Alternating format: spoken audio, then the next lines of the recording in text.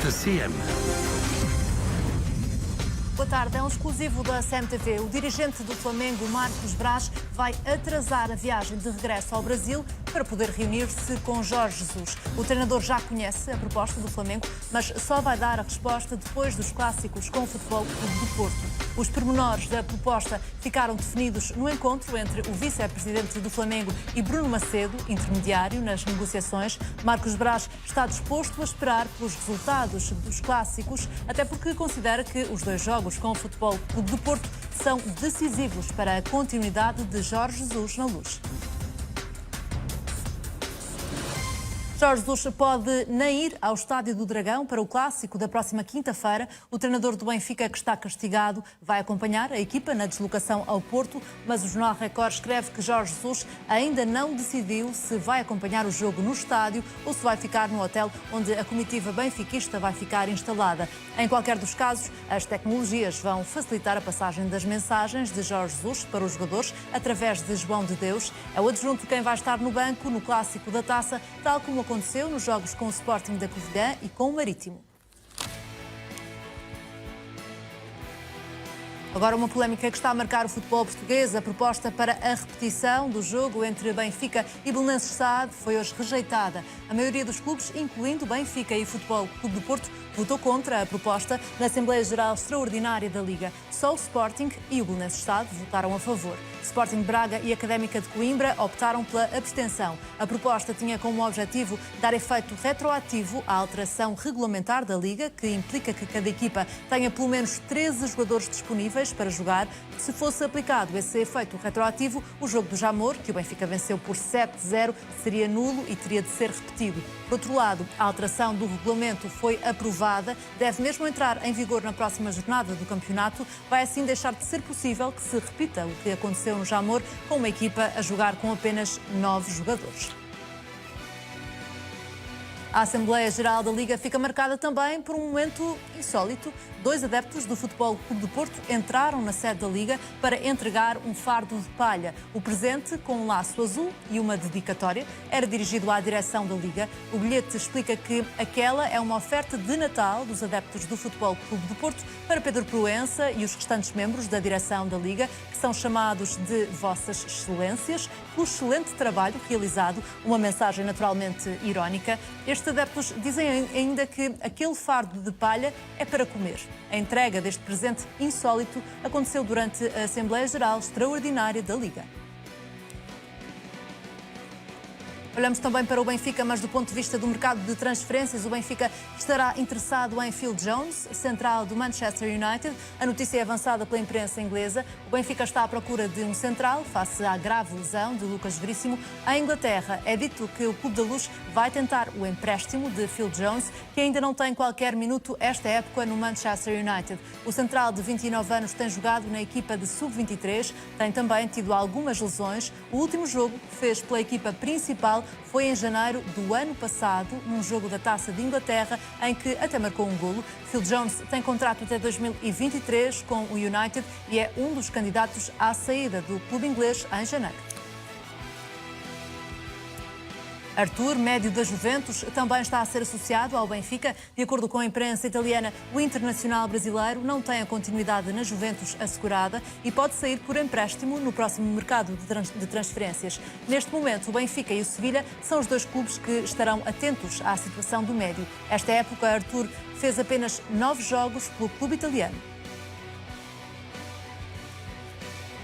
Darwin Núñez quer sair em grande do Benfica. O avançado tem estado em bom plano esta época e está a despertar o interesse de vários clubes europeus. Ainda assim, só admite sair do Benfica no final da época. O objetivo de Darwin é continuar a fazer golos até ao final da temporada. Neste momento, o Inter e o Milan estão interessados no avançado, mas o preço de 80 milhões de euros estabelecido pelo Benfica é demasiado elevado para os clubes italianos. Recordo que a cláusula de rescisão de Darwin é de 150 milhões de euros.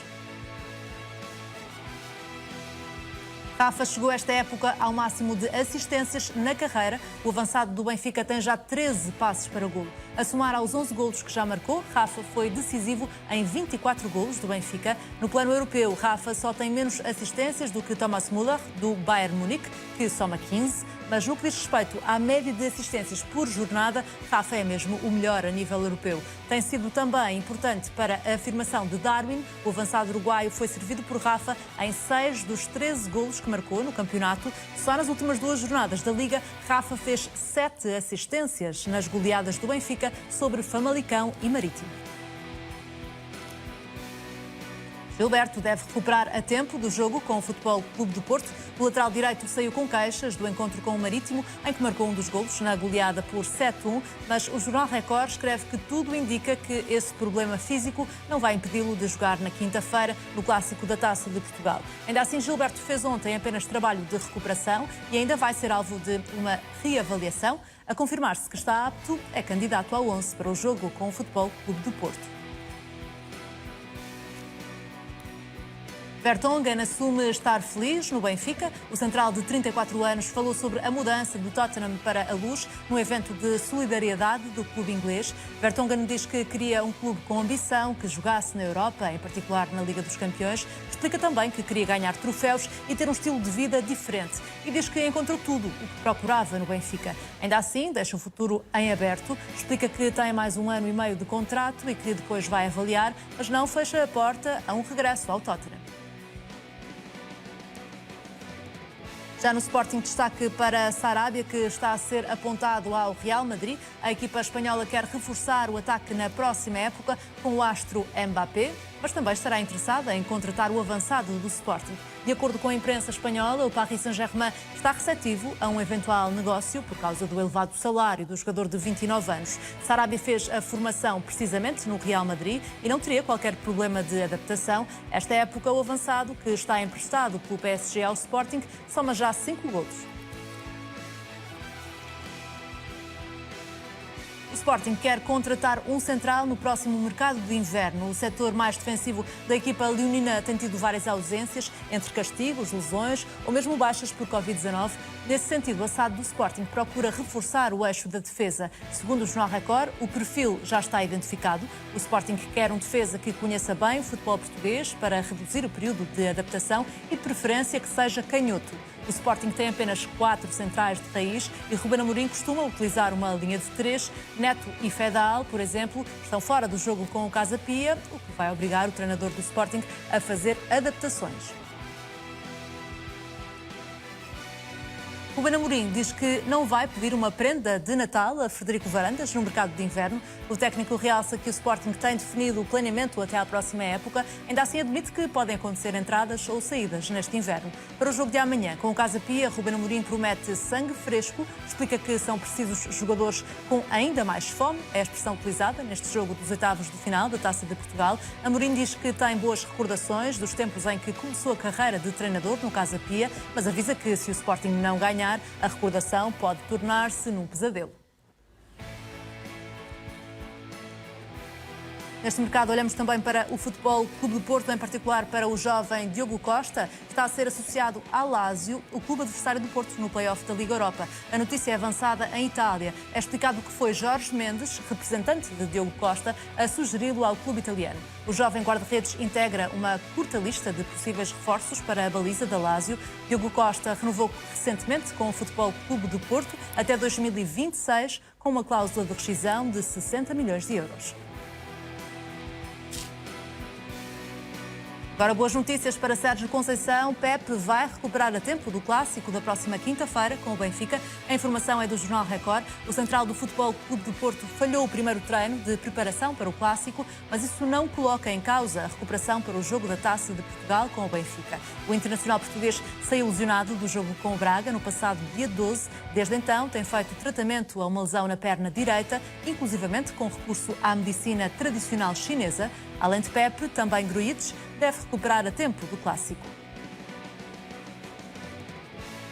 Taremi está sem marcar há 10 jogos pelo Futebol Clube do Porto. É a maior seca de golos do iraniano desde que chegou a Portugal. O avançado tem sido acarinhado no grupo de trabalho. Segundo o Jornal Record, a ausência de golos incomoda mais o avançado do que os colegas e a equipa técnica. Sérgio Conceição falou recentemente sobre este assunto disse que a falta de golos se explica pelas novas funções para as quais Taremi tem vindo a ser trabalhado. O iraniano tem agora mais influência no processo de construção e no último passe. Taremi tem 5 assistências, mais do que qualquer outro avançado que jogue na zona central do terreno. De acordo com o jornal O Jogo, o iraniano lidera também noutros aspectos, como os passes em profundidade e passes para a grande área. Já do ponto de vista das finanças, o Futebol Clube do Porto está obrigado a vender no mercado de inverno devido aos problemas financeiros. A recente queixa do Grêmio à FIFA é o mais recente de uma série de casos motivados pela falta de dinheiro. O clube brasileiro diz que o Porto se atrasou no pagamento de uma prestação da transferência de PP. O atraso deste pagamento deve-se à falta de receitas no mercado de verão. Face à falta de verbas, Luís Dias, Otávio, Vitinha ou Fábio Vieira podem sair já em janeiro. A intenção é fechar uma venda já neste mercado de inverno, mas manter esse jogador no plantel de Sérgio Conceição até ao final da época. Agora, um exclusivo da CMTV sobre a Operação Malapata. As contas do Sporting ajudaram a comprometer César Boaventura na Operação Malapata. O Ministério Público não encontrou qualquer documento nas buscas que fez à SAD Leonina. Quer isto dizer que, alegadamente, eram falsas as faturas que envolviam o Sporting e empresas ligadas a César Boaventura. Eram faturas pro forma que tinham como cliente o Sporting, mas que nunca tinham sido realmente emitidas. O objetivo deste esquema era dar uma aparente legalidade a estas empresas. Tudo isto enquanto César Boaventura se declarou insolvente. Há 10 anos que não apresenta declaração de rendimentos. O empresário ficou em silêncio no interrogatório judicial. Foi determinada a medida de coação de prisão domiciliária que deve ser aplicada ainda esta semana. Mais um exclusivo da CMTV, este sobre um dirigente do Flamengo, Marcos Braz, vai atrasar a viagem de regresso ao Brasil para poder reunir-se com Jorge Jesus. O treinador já conhece a proposta do Flamengo, mas só vai dar a resposta depois dos clássicos com o Futebol Clube do Porto. Os pormenores da proposta ficaram definidos no encontro entre o vice-presidente do Flamengo e Bruno Macedo, intermediário nas negociações. Marcos Braz está disposto a esperar pelo resultado dos clássicos, até porque considera que 2 jogos com o Futebol Clube do Porto, estes 2 jogos, são decisivos para a continuidade de Jorge Jesus na Luz. À terça-feira o mercado é com o Vítor Pinto. Vítor, boa tarde. Pelo que percebemos e por estas novas informações, é cedo ainda para dar a porta do Flamengo como fechada para Jorge Jesus? Boa tarde, Mariana. Boa tarde a todos que nos acompanham. Bate certo que as pessoas que nos acompanham têm boa memória e lembram-se precisamente o que é que dissemos aqui a semana passada. Evidentemente, sendo Jorge Jesus a primeira escolha do Flamengo, sendo quase a única escolha do Flamengo, a única coisa que não fazia sentido absolutamente nenhum era o Flamengo acelerar um processo de escolha para uma eventual segunda ou terceira opção, sabendo que o futuro de Jorge Jesus podia estar em xeque até ao dia 30. Portanto, sendo assim, terá que ser, neste caso, o Flamengo a adaptar o seu ritmo à realidade desportiva profissional que Jorge Jesus está a enfrentar. Portanto, em momento algum, Jorge Jesus ia aceitar encontrar-se com Marcos Braz antes do dia 30. Em momento algum, Jorge Jesus ia espetar, ou melhor, ia poder dar aso a ser considerado quase um traidor do Benfica ao conversar com o Flamengo numa altura destas, seja para um cafezinho ou para um chazinho, Mariana. Portanto, a partir daí o processo está a correr exatamente como antevimos no devido tempo que ia decorrer. O senhor Marcos Braz fez questão de viajar para Portugal na mesma, mesmo sabendo que Jorge Jesus, e tinha sido informado disso, não estaria disponível para reunir com ele. Se queria com isso dar uma forcinha para criar mais agitação e se calhar também possibilitar que Jorge Jesus se sentisse ainda mais desconfortável para assinar pelo Flamengo, havemos de descobrir no futuro. Sendo certo é que existe uma ligação tão forte entre as partes e Jorge Jesus tem uma proeminência tão grande em tudo o que diz respeito ao Flamengo que, Mariana, nunca seria uma questão de 4 ou 5 dias, nunca seria uma questão de que ainda por cima envolve a passagem da quadra natalícia, que levaria a que o Flamengo fizesse uma opção de muito maior risco, sem ter a certeza em definitivo qual é a situação de Jorge Jesus. Por outro lado, não estando Jorge Jesus disposto a dar o primeiro passo para sair do Benfica, Mariana, ficando à espera que seja o Benfica também a dizer alguma coisa, se fosse caso disso, também não estava a ver como é que antes do final do ano poderia haver alguma ponte que levasse Jorge Jesus outra vez para o Rio de Janeiro. Nesse sentido, repito, está a decorrer tudo como antecipámos aqui no mercado. A decisão final em relação ao técnico do Flamengo vai acontecer só no início de 2022. Veremos se passará ou não por Jorge Jesus, Mariana. Ainda vamos voltar também a este tema, mas continuamos a falar sobre Jorge Jesus, que pode nem ir ao Estádio do Dragão para o Clássico da próxima quinta-feira. O treinador do Benfica, que está castigado, vai acompanhar a equipa na deslocação ao Porto, mas o Jornal Record escreve que Jorge Jesus ainda não decidiu se vai acompanhar o jogo no estádio ou se vai ficar no hotel onde a comitiva benfiquista vai ficar instalada. Em qualquer dos casos, as tecnologias vão facilitar a passagem das mensagens de Jorge Jesus para os jogadores através de João de Deus. É o adjunto quem vai estar no banco no Clássico da Taça, tal como aconteceu nos jogos com o Sporting da Covilhã e com o Marítimo. Neste momento, qual é que é a opção mais provável, Vítor, em relação a Jorge Jesus e ao Clássico no Dragão? Estar no estádio ou não? Eu, por acaso, tenho algumas dúvidas que Jorge Jesus esteja no estádio. Não é porque não existam condições de segurança, mas a questão é que Jorge Jesus estaria no estádio do Dragão a trabalhar, a orientar a equipa. Jorge Jesus é extremamente difusivo.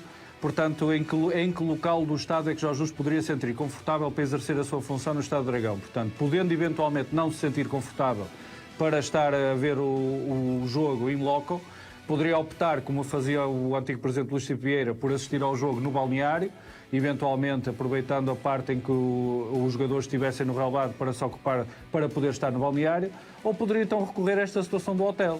E ele, ao estar no hotel, está a ver a partida na mesma, está na mesma em contacto com os seus homens da equipa técnica que estão no banco e passam as instruções. E eu creio que aqui é menos importante a presença física de Jorge Jesus, porque a partir do momento que ele está castigado, a Mariana, seria muito difícil que Jorge Jesus pudesse ter o mesmo tipo de intervenção junto dos jogadores, seria muito difícil que pudesse ir ao balneário, porque no Estádio do Dragão isso seria muito mais complicado.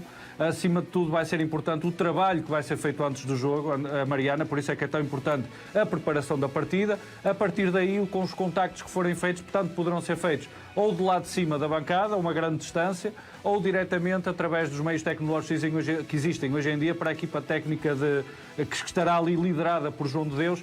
Parece-me que, estando as duas equipas limitadas nesse aspecto, não terem o técnico principal, não haverá uma grande diferença a esse nível, esteja onde esteja o técnico principal. Os jogadores já estão mentalizados que a mensagem será sempre veiculada pelo principal adjunto, neste caso João de Deus do lado do Benfica, Vítor Bruno do lado do Futebol Clube do Porto. Há pouco falávamos também, Vítor, sobre a importância que os jogos com o Porto vão ter para o futuro de Jorge Jesus, nomeadamente no que diz respeito ao interesse do Flamengo. O facto de Jorge Jesus não estar no banco joga contra o treinador desse ponto de vista, ou tendo em conta que no outro banco também não vai estar Sérgio Conceição, volta a ficar equilibrada essa questão? Mariana, estamos perante dois treinadores que têm até pela sua emotividade uma forma muito expressiva de intervir no jogo, intervir junto dos jogadores. Às vezes os jogadores só por uma reação do seu técnico, só pela expressão do seu técnico. Até vimos recentemente, até do lado do Benfica, alguma falta de paciência para algumas das intervenções de Jorge Jesus de alguns jogadores. Nos últimos tempos parece que as coisas já estão mais calmas, mas a intervenção muitas vezes ali do treinador, um gesto, uma palavra, uma reação, já é apreendida pelo grupo. Agora, a verdade é que os jogadores também trabalham todos os dias com as equipas técnicas, sabem que aquilo que está preparado, sabem aquilo que está a ser veiculado. Em termos de trabalho e de preparação, eu não creio que haja diferença. Onde reside a diferença é se em determinado momento chega a uma altura crítica do jogo em que às vezes uma voz de comando é decisiva, poderá haver a dúvida se estar ali o adjunto é a mesma coisa que estar o técnico principal. Se às vezes uma ordem, uma reação, um grito para dentro do campo para um determinado jogador se pode produzir um resultado diferente, sendo Jorge Jesus ou João de Deus, sendo Vítor Bruno ou Sérgio Conceição. Essa é a única dúvida, porque em termos de trabalho, creio que as equipas vão estar preparadas ao mais alto nível. As equipas são equipas técnicas que trabalham com muita qualidade e neste caso não creio que ninguém esteja em desvantagem. Até se deu este aspecto curioso, a decisão solomónica do Tribunal Administrativo acabou por deixar mal, a meu ver, devido à morosidade da Justiça Desportiva, mas acabou por deixar Futebol Clube do Porto e Benfica com as mesmas limitações, o que pelo menos do lado da polémica, Mariana, nos dá algum sossego estes dias. Vamos falar também sobre uma outra polémica, porque hoje houve a Assembleia Geral Extraordinária da Liga. A proposta para a repetição do jogo entre Benfica e Belenenses SAD foi rejeitada. A maioria dos clubes, incluindo o Benfica e Futebol Clube do Porto, votou contra a proposta na Assembleia Geral Extraordinária da Liga. Só o Sporting e o Belenenses votaram a favor. Sporting Braga e Académica de Coimbra optaram pela abstenção. A proposta tinha como objetivo dar efeito retroativo à alteração regulamentar da Liga, que implica que cada equipa tenha pelo menos 13 jogadores disponíveis para jogar. Se fosse aplicado esse efeito retroativo, o jogo do Jamor, que o Benfica venceu por 7-0, seria nulo e teria de ser repetido. Por outro lado, a alteração do regulamento foi aprovada, deve mesmo entrar em vigor na próxima jornada do campeonato. Vai assim deixar de ser possível que se repita o que aconteceu no Jamor, com uma equipa a jogar com apenas 9 jogadores. O facto de os clubes votarem contra a maioria, Vítor, não significa que estivessem no plano moral contra a repetição daquele jogo ou até contra a realização daquele jogo. Mas tendo em conta a forma como esta proposta foi apresentada, esperavas esta votação tão clara da parte dos clubes? Com o alinhamento que existiu nos últimos dias, por acaso já esperava. E deixa-me dizer-te, Mariana, que é de grande felicidade a expressão jogo da vergonha, porque é mesmo disso que está em causa. Foi uma vergonha para o futebol português, é uma vergonha que não deve repetir-se.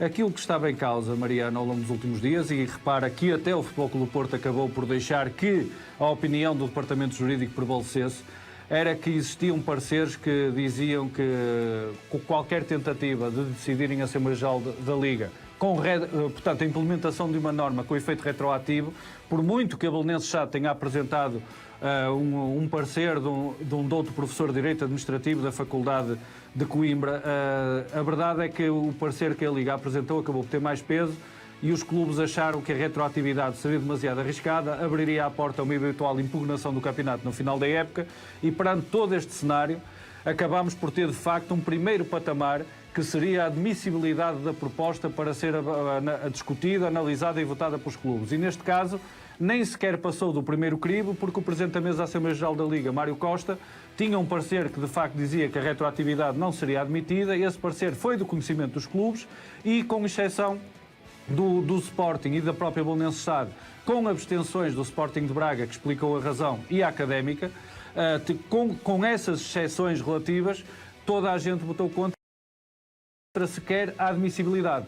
Se tivesse sido admitida a proposta e da votação, ou seja, fosse considerada pela mesa da Assembleia Geral da Liga que seria admissível o efeito de retroatividade, e eu posso perspectivar que um ou outro clube tivesse eventualmente votado a favor.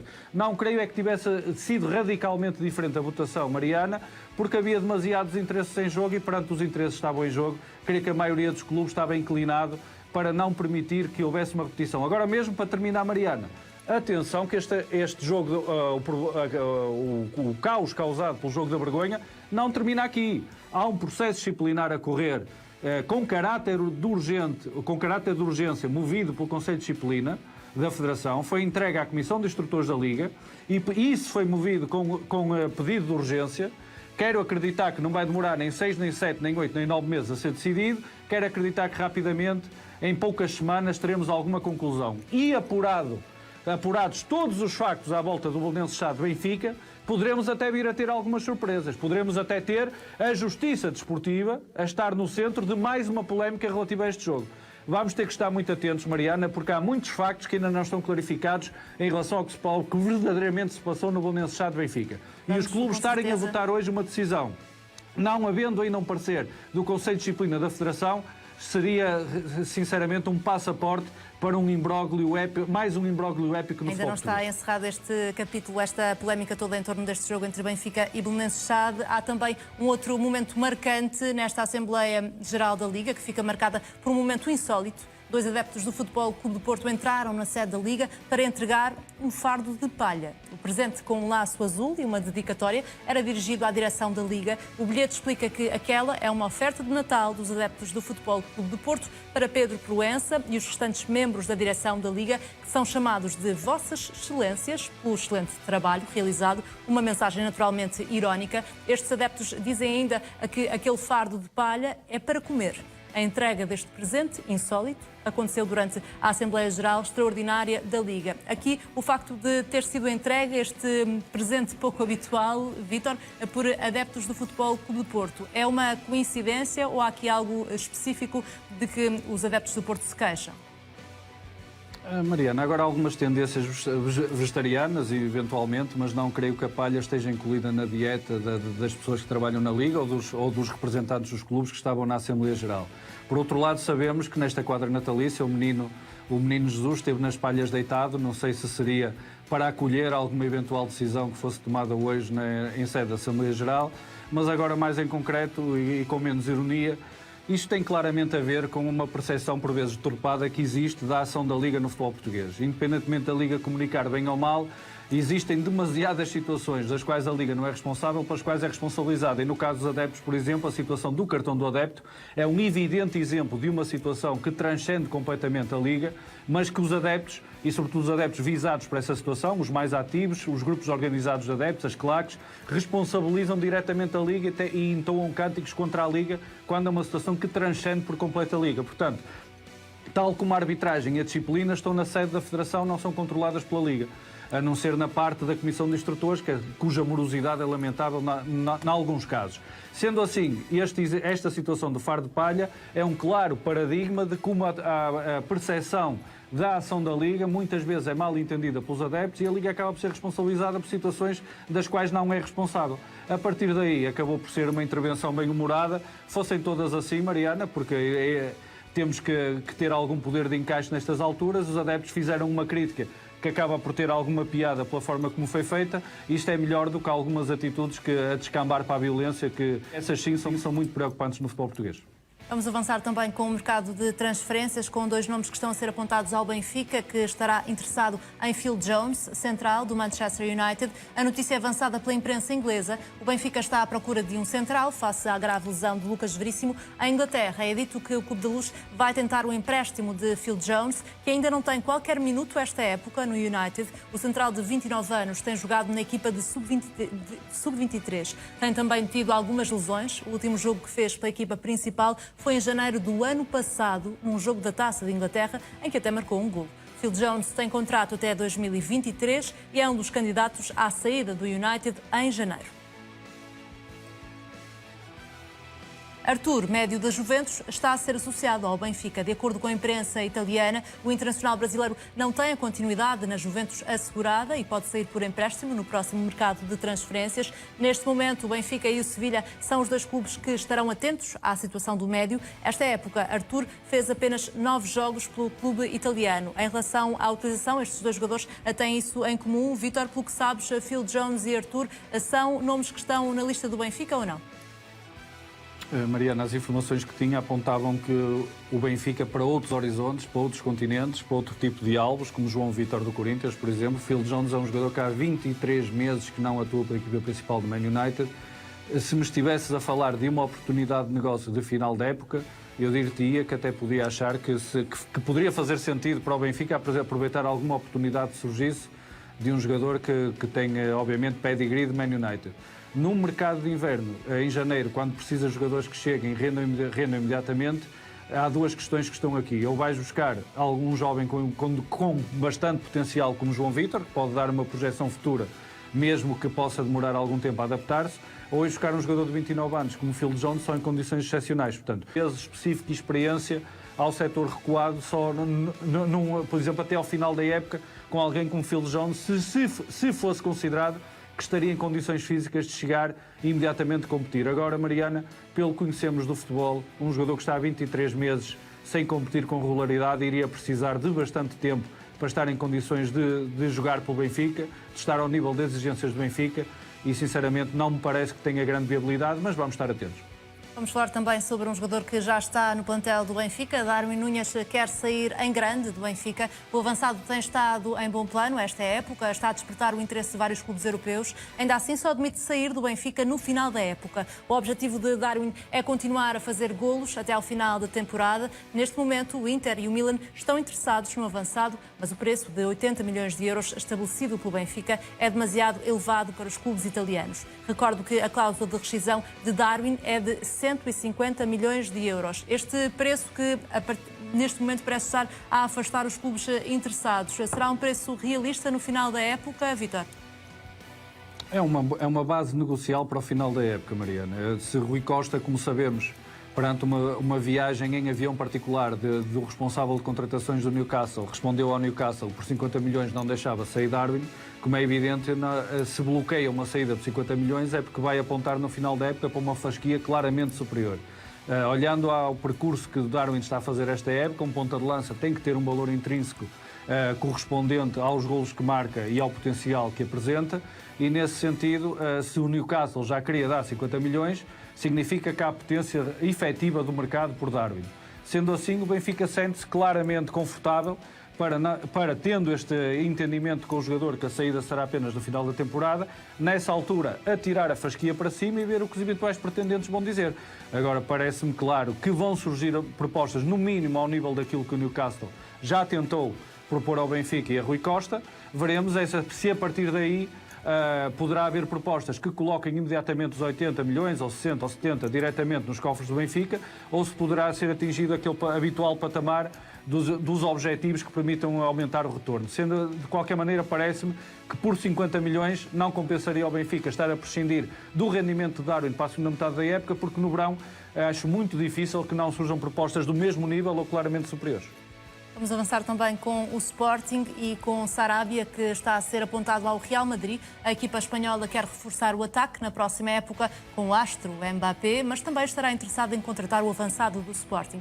De acordo com a imprensa espanhola, o Paris Saint-Germain está receptivo a um eventual negócio por causa do elevado salário do jogador de 29 anos. Sarabia fez a formação precisamente no Real Madrid, não teria qualquer problema de adaptação. Esta época, o avançado, que está emprestado pelo PSG ao Sporting, já soma 5 golos. Numa fase inicial, este jogador, que está apenas emprestado ao Sporting, Vítor, ainda levantou algumas dúvidas. Neste momento já se pode dizer com toda a segurança, até por estes nomes de clubes que começam a surgir interessados no jogador, que esta foi uma aposta ganha para o Sporting em termos desportivos? Mariana, até porque naquela fase em que despertava dúvidas no Sporting, continuava a ter protagonismo na seleção espanhola, continuava a ser titular na seleção espanhola e não havia nenhuma dúvida de Luís Henrique sobre a importância de Sarabia nas suas opções. Portanto, a partir daí, mesmo quando estávamos à espera que ainda que Sarabia desabrochasse, ainda que Sarabia abrisse o catch-up das boas exibições e eventualmente golos, ainda na seleção espanhola continuava a competir. Portanto, ficámos todos à espera que em algum momento o Sarabia de La Roja começasse a ser visto também ao serviço do Sporting. E inevitavelmente teria que acontecer. É um jogador extremamente competitivo, é um jogador com um perfil claramente sobredimensionado para a Liga Portuguesa, só está cá devido à argúcia negocial do Sporting e das pessoas que estiveram envolvidas na negociação de Nuno Mendes, que abriram caminho à vinda de Sarabia. Portanto, a partir daqui o Sporting está a ter um trunfo muito importante para esta época. Não há drama nenhum que não vá ficar a partir do final da época, porque há tanto para ganhar este ano, Mariana Águas, que se o Sporting se focar ainda nas competições e nos desafios que tem pela frente, com a ajuda de Sarabia, depois vai ter muito tempo lá mais à frente, até para eventualmente encontrar outra oportunidade de mercado que lhe permita ter um jogador se calhar próximo do mesmo valor. Neste momento é uma bênção para o Sporting, para os sportinguistas e para Rubem Amorim poder contar com um reforço desta dimensão que, numa situação normal de mercado, nunca estaria a competir na Liga Portuguesa. Rubem Amorim falou hoje sobre mercado, admite que pode haver um ou outro ajuste no plantel, no próximo mercado de transferências. Ainda assim, confessa que não pediu nenhum presente de Natal a Frederico Varandas. Não vamos pedir nada, temos a nossa ideia, temos o nosso planeamento já até a pensar na próxima época, portanto está tudo planeado. Não se trata de prendas de Natal, pode haver um ajuste ou outro, mas não há nada concreto, nem pedir nada ao Presidente, porque sei o momento e sei do que falámos desde o início da época e do que pensamos daqui para a frente. Vítor, mesmo sem carta ao Pai Natal Frederico Varandas, vai haver ou não aqui uma prenda no inverno para o treinador do Sporting? Sabes que o Rubem Amorim é um treinador com o qual, para uma SAD, por um lado é fácil lidar, pelo outro é muito complicado. É fácil lidar porque Rubem Amorim muito dificilmente faz exigências públicas ou faz exigências desproporcionadas para aquilo que são as possibilidades do Sporting e foca-se muito nos jovens. E hoje, na conferência de imprensa mariana, ele focou-se várias vezes de jovens que estão à bica para terem oportunidades na equipa principal.